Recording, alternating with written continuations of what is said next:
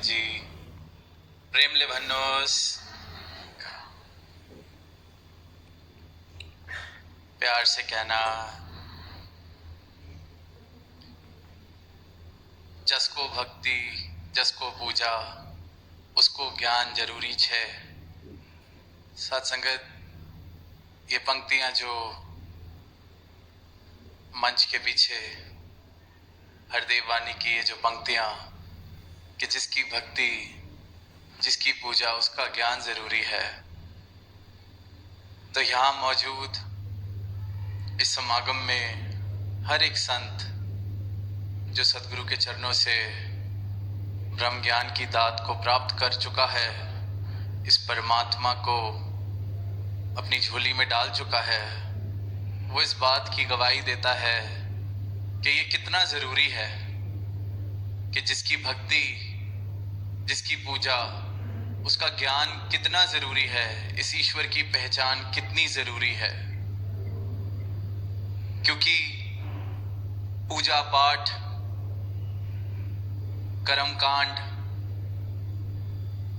अलग अलग तरीके से इस परमात्मा को बिना जाने बिना पहचाने हम सभी किसी न किसी तरीके से पूज रहे थे, पाठ कर रहे थे। कहीं किसी विशेष स्थान पर सोचते थे कि परमात्मा है, कहीं किसी विशेष घड़ी में सोचते थे कि इसके नाम का जब उच्चारण किया जाएगा तो परमात्मा तक आवाज पहुंचेगी। कोई सोचता है कि फलाना फलाना त्याग कर देंगे, जीवन में ये चीजें छोड़ देंगे तो शायद परमात्मा मिल जाएगा। सबकी अपनी अपनी एक मान्यता, एक विश्वास, एक सोच।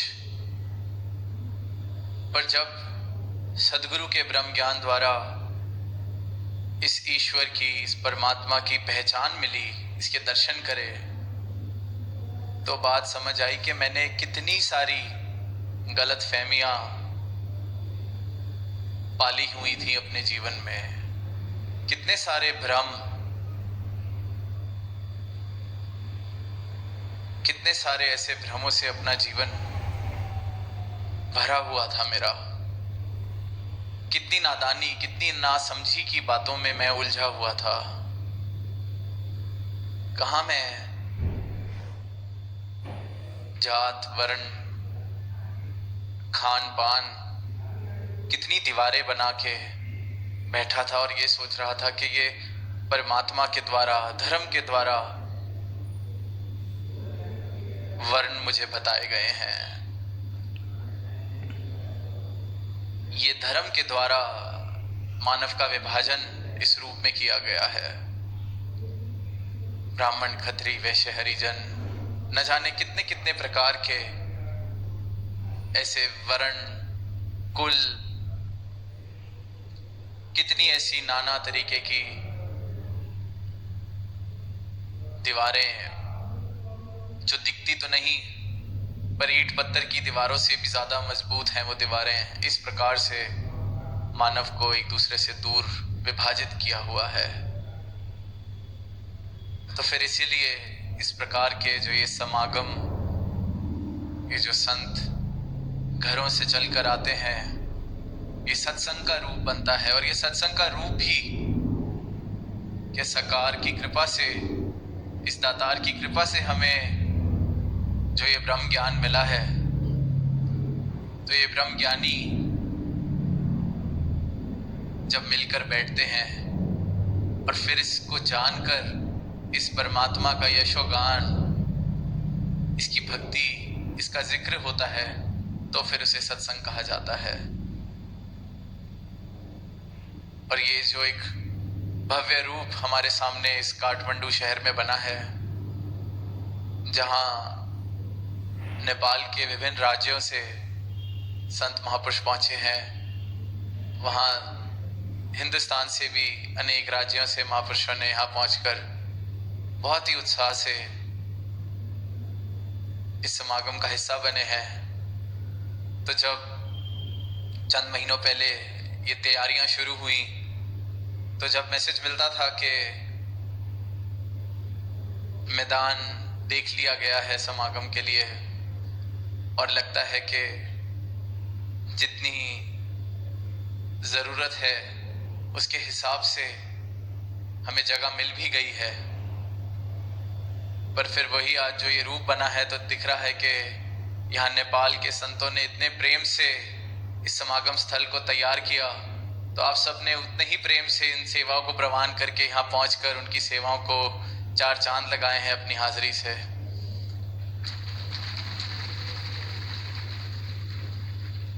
और किस प्रकार जहाँ तक नजर जा रही है वहाँ बस ऐसा ही दिख रहा है कि मैदान, चाहे जब प्लानिंग स्टेज पे था तो बेशक सबको लगा हो कि विशाल है, पर संतों महापुरुषों ने पहुंचकर इस रूप में तो सबको यही महसूस हो रहा है कि जगह थोड़ी पड़ रही है। पर वहीं दास के मन में ये भाव आ रहा था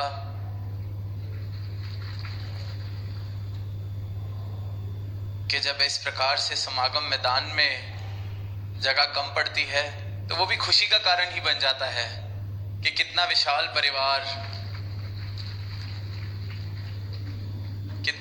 परिवार सदगुरु के चरणों से जुड़ता जा रहा है। इस निरंकार की पहचान कर कर सही मायनों में अपने जीवन में भक्ति का आनंद ले रहे हैं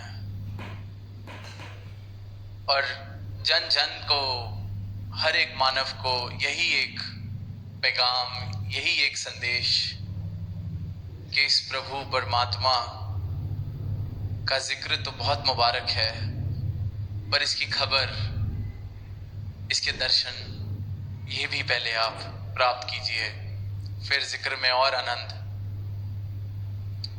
जैसे कितनी बार हम एक बड़ी साधारण सी मिसाल, बड़ी साधारण सी बात सुनते हैं कि सिर्फ रोटी रोटी बोलने से या सिर्फ पानी पानी बोलने से ना प्यास बुझती है ना भूख मिटती है, पर एक बार जो पानी पी ले या रोटी खा ले उसका पेट भी भरता है और फिर उसको समझ आ जाता है कि रटन में कुछ नहीं रखा जब तक इसको प्राप्त ना करा, ग्रहण ना करा। उसी प्रकार जिसके जीवन में परमात्मा आ जाता है वो भी फिर यही गवाही देता है कि रटन तो रटन ही है, उससे किसी तरह से मेरी रूह की, मेरी आत्मा की तृप्ति नहीं हुई, कोई आनंद मैंने महसूस नहीं किया। पर जीवन में जब ये सही मायने में सदगुरु के ब्रह्म ज्ञान द्वारा मेरे जीवन में परमात्मा बस गया, तो आनंद की शुरुआत, तो सुकून की शुरुआत, तो भक्ति की शुरुआत सही मायनों में हुई। यहाँ भी हम देख रहे हैं कि कहने को तो नेपाल, पर कितनी सारी भाषाओं का आज उपयोग किया गया इस एक संदेश को देने में, इस एक की बात करने में। तो यही खूबसूरती इस परमात्मा ने जब ये रचना रचाई, इस एक ने जिस प्रकार से इंद्रधनुष देखने को मिलता है, जब बरसात के बाद सूरज की किरणें जो आसमान में ये बूंदें होती हैं, मॉइस्चर होता है, उसके बीच में से पास थ्रू करती हैं, तो 7 रंगों में वो एक सूरज की किरण फैल जाती है और इतना सुनहरा रूप बनता है। उसी प्रकार इस एक ने, इस एक अविनाशी ने, इस एक निरंकार ने अनेक अनेक रंगों में, अनेक अनेक रूपों में अपनी रचना में खुद को बसाया है। खुद इस रूप में ये इतनी खूबसूरत रचना बनाई है, तो ये रचना भी इस परमात्मा में, और इस रचना के कण कण में, जर्रे जर्रे में भी ये परमात्मा। तो वहीं ये विभिन्न संस्कृतियां, कल्चर्स, भाषाएं, ये इतना अनोखा रूप एक निकल के आता है और जब सब मिलजुल के बैठते हैं सारे फर्कों को मिटा के, कि ये बेशक संस्कृति अलग हो सकती है, वेशभूषा अलग हो सकती है, भाषा अलग हो सकती है, तौर तरीके, खाना पीना अलग हो सकता है, पर मूल रूप से सब में राम समाया है। मुझ में भी, तुझ में भी, सब में राम समाया है। इस एक की ही रचना, ये भी, वो भी, मैं भी, तो फिर वो शायर की पंक्तियां के चमन में इख्तिलाते रंगबू से बात बनती है, कि एक चमन में ये अलग अलग तरीके के रंग और खुशबुओं से बात बनती है। चमन में इख्तिलाते रंगबू से बात बनती है। हम ही हम हैं तो क्या हम हैं, तुम ही तुम हो तो क्या तुम हो। तो ये जो भावना कि सिर्फ और सिर्फ मैं, मेरी जाति, मेरा वर्ण, मेरा आश्रम, मेरा कुल, सिर्फ यही मेरे तौर तरीके, मेरे पूर्वज, मेरा देश, मेरा गांव, जब तक दीवारों में बंधे रहेंगे तो संकीर्ण एक जीवन बन जाएगा। दूरियों के कारण और बढ़ते जाएंगे, और मजबूत होते जाएंगे, और पक्के होते जाएंगे। ये मैं मेरी की भ्रांतियां, ये ऊंच नीच की आंखों के ऊपर धूल इस प्रकार जम जाती है कि दिल से दिल मिलने बहुत ही मुश्किल लगने लगते हैं। कि इंसान को इंसान भाई की तरह तो छोड़िए, दुश्मन की तरह दिखने लगता है, सिर्फ इसलिए कि शायद किसी और कुल में पैदा हुआ, शायद कोई किसी और ईस्ट में मानता है, शायद कोई किसी और तरीके का भोजन खाता है, किसी और तरीके के कपड़े पहनता है। ये सब भ्रांतियां, सब बुलेखे घृणा के, वैर के कारण बनते जाते हैं। और फिर वही बात कि संकीर्ण हम ही हम हैं। पर जब दुनिया में निकलते हैं, इस तरह के नज़ारे देखते हैं कि किस प्रकार से मिलजुल के एक परिवार, ये मानव परिवार बन सकता है, वसुधैव कुटुंबकम का जब ये नज़ारा देखते हैं तो भाव समझ आते हैं कि हम ही हम हैं तो क्या हम हैं। कि मिलजुल कर बैठें, प्रेम से बैठें, दिल में एक दूसरे के लिए सत्कार, प्यार, इस प्रकार की भावनाएं जब जन्म ले लेती हैं तो ये धरती एक सुंदर स्थान बन जाता है जीवन जीने के लिए। जीवन में प्रेम का रस आने लगता है, वरना वही संकीर्णताओं में फंसकर मैं मेरी का बोलबाला, सिर्फ और सिर्फ अज्ञानता के कारण। क्योंकि इंसान जिस चीज को सच समझ बैठता है वो सिर्फ और सिर्फ उसकी भूल है। जो एक सत्य, एक परमात्मा, जो कभी नहीं बदलने वाली सच्चाई है, जब तक उसको हासिल नहीं कर लेता तब तक जिसको भी उसने सच माना हुआ है, जिस भी चीज को उसने सच माना हुआ है, वो उसकी गलतफहमी है। क्योंकि सच सिर्फ ये एक, और इस एक को जो जान लेता है उसके जीवन में एकत्व स्थापित होने लगता है, उसको फर्क दिखने बंद हो जाते हैं। क्योंकि वो समझ बैठता है कि फर्क हो ही कैसे सकता है। वो जो पंक्तियां कबीरदास जी की के कामी, क्रोधी, लालची, इनसे भक्ति ना होए, भक्ति करे कोई सूरमा, जाति वरण कुल खोए। वो अपनी सारी इस तरह की अस्तित्व जो समाज से उसको मिले हैं, जाति, वरण, कुल, फिर अब नए नए तरीके के, ये पढ़ा लिखा, ये अनपढ़, ये शहर का, ये गांव वाला, ये डॉक्टर, ये इंजीनियर, ये सब दीवारें बनती जाती हैं, नई नई तरीके की दीवारें। ये पहनता है, वो पहनता है। तो ये भक्ति जो है, ये वैसे तो सबसे सरल पर उतनी ही मुश्किल, क्योंकि एक सूरमा बहुत ही बहादुरी चाहिए, बहुत ही बल चाहिए उस सब अहंकार का त्याग करने का जो मैं बचपन से लेकर इकट्ठा करता रहा। अब तक कोई मुझसे पूछता था आप कौन, तो मैं सीधा अपनी जाति, अपना कुल, अपनी डिग्री, अपनी उपलब्धियां, कौन से स्कूल में गया, कौन से कॉलेज में गया, जल्दी से जल्दी सबसे पहली वो उपलब्धि से अपना परिचय देता हूं जिससे सामने वाले को समझ आ जाए कि वो किसी ऐसे वैसे से बात नहीं कर रहा है।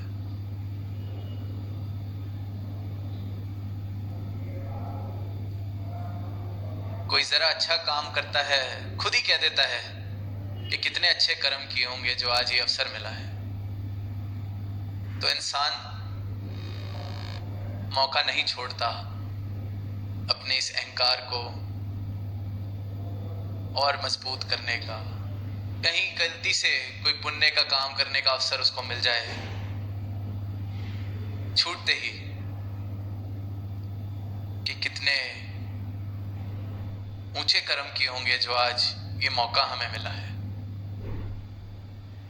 तो वो ऊंचे कर्म, ये सब उसकी अपनी भ्रांतियां। उसको लगता तो है मैं भक्ति मार्ग पे हूं, पर भक्ति नहीं,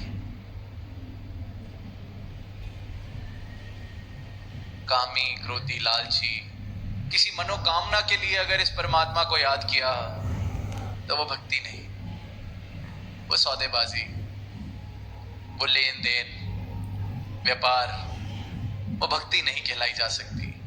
वो तो ये है कि मैं आपका नाम ले रहा हूं, आप मेरा काम कर दीजिए। वो बेशक इस प्रकार का एक रिश्ता जरूर हो सकता है मेरा परमात्मा के साथ, पर उसको मैं भक्ति का नाम दे दूं तो वो भक्ति बन नहीं जाती, क्योंकि वो तो मेरी कामनाओं को पूरा करने के लिए मैंने परमात्मा को एक साधन समझ लिया है, परमात्मा के नाम लेने को एक साधन समझ लिया है। पर जब ये ब्रह्म ज्ञान जीवन में आता है, सदगुरु जीवन में आते हैं, तो वो बताते हैं कि ये तो एक बेगर्स उल्फत है, अनकंडीशनल लव, जो सही मायनों में प्रेम है। फिर वो सूरमे वाला बल अपने आप ही जीवन में आता है, जो फिर जाति, वर्ण, कुल खोने की हिम्मत मुझे दे देता है, क्योंकि मुझे समझ आ जाता है कि सबको बचा के मिलना क्या है। छोड़ना आसान हो जाता है जब इस परमात्मा से रूबरू होता हूं मैं, जब अपनी सच्चाई, अपनी पहचान, अपनी सही पहचान मुझे मिल जाती है। तो फिर ये जो समाज में इकट्ठी की गई पहचान है, ब्राह्मण, क्षत्रिय, वैश्य, हरिजन, डॉक्टर, इंजीनियर, ऊंचे कुल का, नीचे कुल का,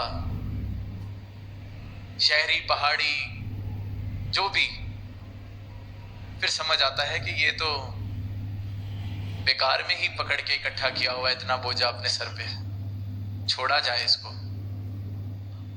लेकिन जब तक ये सत्य, जब तक अपना मूल, अपनी सही पहचान, ये ब्रह्म ज्ञान जीवन में नहीं आता, तब तक ये बड़ा मुश्किल लगता है, क्योंकि लगता है कि ये तो इतनी पढ़ाइयां करके, इतने वेद ग्रंथ पढ़ के इतनी ऊंची हस्ती प्राप्त की है, समाज में मेरा नाम है, इतनी ऊंची जाति का मैं इस सब को कैसे छोड़ दूं। पर वही अज्ञानता, भ्रम, ये भ्रम बिल्कुल अंधेरे के समान है। बहुत मुश्किल लगता है इससे बाहर आना। लगता है इस अंधेरे से, जहां सालों साल से कभी रोशनी नहीं आई, इतने बड़े अंधेरे से, इतने भारी अंधेरे से लड़ाई कैसे की जाए, इससे मुक्ति कैसी पाई जाए। पर सिर्फ एक माचिस की तिल्ली या एक दिया भी जल जाए तो वो अंधेरा खत्म। उसी प्रकार से ये लगता तो है कि कौन छोड़े अपनी मैं को, इतना बल इसका, पर जब तक सच्चाई का वो दिया जीवन में नहीं आता, तब तक ये बात बिल्कुल सच प्रतीत होती है कि ये किस प्रकार से अहंकार से छुटकारा हो सकता है। यही सब कुछ दिखता है, रोशनी जैसा कुछ दिखता ही नहीं। पर बस ये सच का दिया फिर चाहे सालों साल का अंधेरा है वो एक क्षण में खत्म। और इसी प्रकार से ये भक्ति किसी स्वर्ग की आकांक्षा के लिए भी नहीं की जाती कि परमात्मा का यहां नाम आज ले रहे हैं तो स्वर्ग मिलेगा, नरक से बच जाएंगे। वो भी तो एक प्रकार की कामना ही है, वो भी तो एक महत्वाकांक्षा है। ये भी इंसान ने खुद को एक स्वर्ग और नरक के चक्कर में ऐसा बांधा हुआ है। तो इसी बात से कहानी दास को याद आ रही थी, हाल ही में पढ़ने को मिली कि एक इंसान ऐसे ही किसी बड़े प्रसिद्ध गुरु थे उसके राज्य में, उनके पास गया कि आपसे एक सवाल पूछना है। उन्होंने कहा पूछिए। तो वो पूछता है कि ये स्वर्ग और नरक क्या होते हैं, और अगर होते हैं तो कहाँ है स्वर्ग और कहाँ है नरक? कहाँ है स्वर्ग का दरवाजा, कहाँ है नरक का दरवाजा? Where is the gate of the paradise? Where is the gate of the hell? कहाँ है? तो गुरु आगे से पूछते हैं कि आप पहले ये बताइए आप कौन हैं? तो वो कहता है मैं एक सेनापति हूं। तो गुरु आगे से कहता है कि तू और सेनापति? मैं तो समझता था कि हमारा राजा बड़ा समझदार इंसान है, तेरे जैसे मूर्ख को उसने सेनापति कैसे रख लिया? मुझे तो तुझे देख के लगता ही नहीं कि सेनापति हो सकता है। बस इतनी कहने की देरी तो वो सेनापति का हाथ अपनी तलवार की तरफ बढ़ने लगता है। आगे से गुरुजी कहते हैं अच्छा तलवार भी लाया है, पर तेरी तलवार से मुझे खास उम्मीद नहीं लगती। जैसा तू सेनापति वैसे ही तेरी तलवार, धार नहीं होगी तेरी तलवार के अंदर, कुछ नहीं कर सकेगी मेरा। और बस तलवार बाहर निकलने लगती है तो आगे से गुरुजी कहते हैं Here is the gate of hell, कि ये रहा नरक का दरवाजा।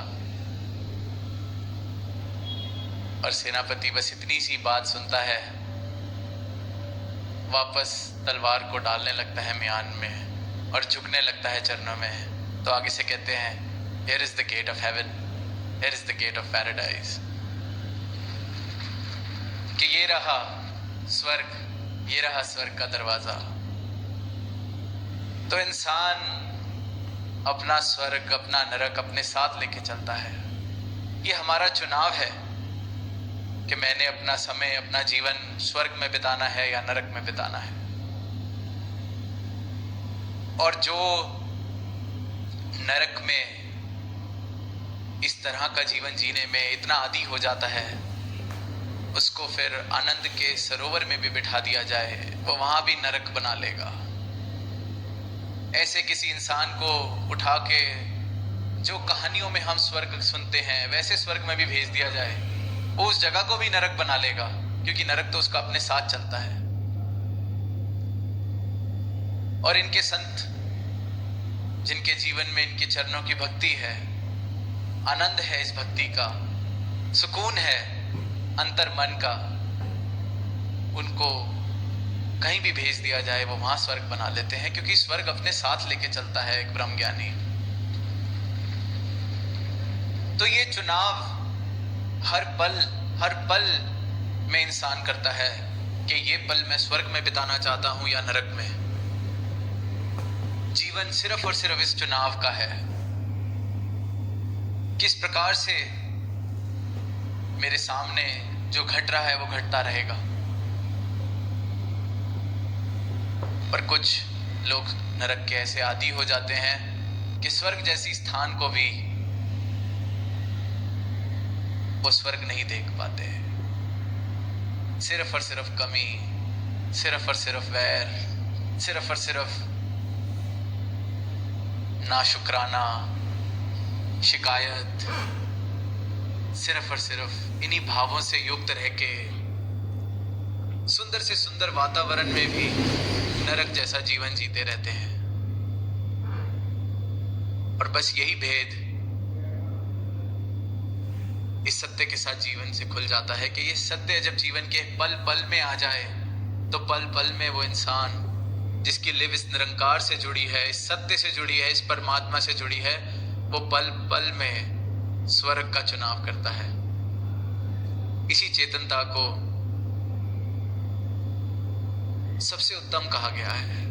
इस सत्य की तरफ जो चेतन है, इस परमात्मा की तरफ जो चेतन है, इस निरंकार की तरफ जो चेतन है, इस परम सत्ता की तरफ जो चेतन है, पल पल में चेतन है।